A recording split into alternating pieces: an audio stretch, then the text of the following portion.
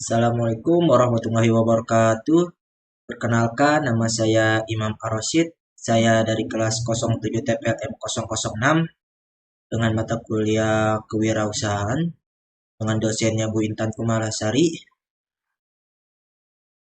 Dibuatnya video ini bertujuan untuk menutupi salah satu tugas saya yang berupa sebuah kuis pada pertemuan minggu lalu.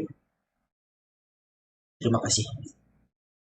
Untuk soal yang pertama, di sini jelaskan apa pengaruh dari konflik Rusia dan Ukraina bagi ekonomi global.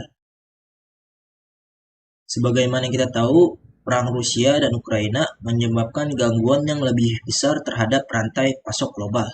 Akibatnya, prospek pemulihan ekonomi sangat bergantung pada durasi perang, kemampuan mengatasi gangguan aliran komoditas. Di sini yang pertama, salah satu dampaknya. Yang pertama adalah harga minyak dunia. Serangan Rusia ke Ukraina telah mempengaruhi harga minyak dunia. Rusia sendiri merupakan negara yang kaya akan sumber daya energi. Lalu Rusia dapat memproduksi sekitar 9,7 juta barel minyak per hari. Lalu dampak yang kedua adalah ancaman inflasi. Ketegangan Rusia dengan Ukraina dapat membuat inflasi di beberapa negara memburuk. Jika minyak naik menjadi lebih dari 100 US dollar per barel, tingkat inflasi di Amerika Serikat secara setahun bisa naik hingga 10%. Lalu dampak yang ketiga adalah gejolak pasar saham. Saat ini investor tengah fokus terhadap gejolak Rusia dan Ukraina. Tanda-tanda eskalasi perang membuat investor menahan transaksi di pasar saham. Dan yang terakhir adalah pertumbuhan ekonomi melambat. Konflik seperti invasi dan peperangan memang dapat mengganggu stabilitas politik dan pertumbuhan ekonomi. Hal ini dikhawatirkan dapat terjadi pada invasi yang dilakukan oleh Rusia. Untuk soal yang kedua, di sini jelaskan apa dampak dari konflik Rusia dan Ukraina bagi perekonomian di Indonesia. Nah, kawan-kawan, di sini kan kita tahu kalau terjadinya perang pasti akan ada negara-negara yang bakal dirugikan. Contohnya ada salah satu Indonesia. Sebagaimana yang mana kita rasakan karena dampak dari perang Rusia dan Ukraina, di Indonesia mulai menaikkan harga pokok seperti harga makanan, minyak, pupuk, hingga hilangnya potensi ekspor. Nah, kita juga sempat merasakan harga minyak melambung tinggi, terus juga bahan-bahan makanan yang begitu mahal di pasaran.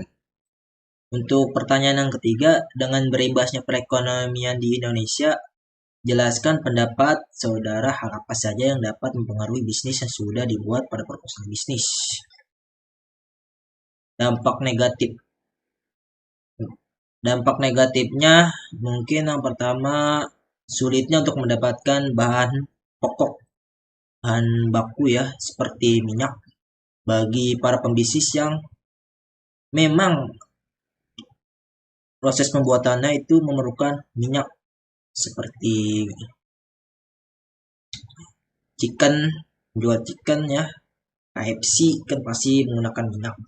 Nah, mungkin itu berimbasnya mereka sulit untuk mendapatkan. Nah, harganya mungkin jika mereka ingin mendapatkan untung, mungkin mereka akan menaikkan harga dari penjualan. Itu saja. Untuk dampak proposal bisnis saya mungkin nggak terlalu karena saya membuat sebuah toko baju ya. Jadi dampak negatifnya maupun positifnya saya pikir nggak ada. Karena kami menggunakan bahan kain dan kain ya. Nah, untuk soal yang keempat, di sini jelaskan pendapat Anda bagaimana cara menangani bisnis agar tetap bertahan maupun berkembang dari dampak negatif maupun dampak positif. Nah, cara untuk menangani agar bisnis kita tetap bertahan di sini yang pertama mungkin untuk menaikkan harga. Ya, menaikkan harga. Setidaknya dengan menaikkan harga ini kita bisa meminimalisir keuntungan maupun pendapatan kita dari hasil penjualan. Ya, kemarin contohnya kan banyak tuh ya pedagang-pedagang atau pembisnis-pembisnis yang menaikkan harga seperti penjual gorengan ya, mereka menaikkan harga yang dari harganya 100 menjadi 1.500, ada yang juga 2.000 karena memang bahan bahan pokok mereka di sini adalah minyak untuk membuat. Karena harga minyak sedang melambung tinggi, jadi mereka menaikkan harga untuk bertahan. Salah contohnya. Lalu yang kedua di sini mungkin dengan mencari investor ya. Dengan mencari investor mungkin itu akan membantu setidaknya biaya produksi. Ya, jika ada investor yang mau join dan membantu kita, kita di sini masih ada harapan untuk bertahan setidaknya untuk berapa bulan atau berapa tahun ke depan. Lalu yang ketiga mungkin di sini bisa juga dengan menurunkan kualitas dari barang yang kita produksi agar meminimalisir kerugian dengan harga yang tetap.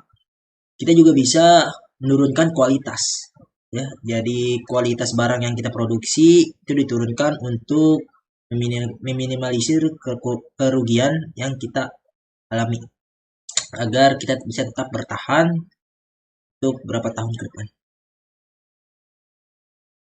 Ya, mungkin cukup sampai sini saja video kali ini.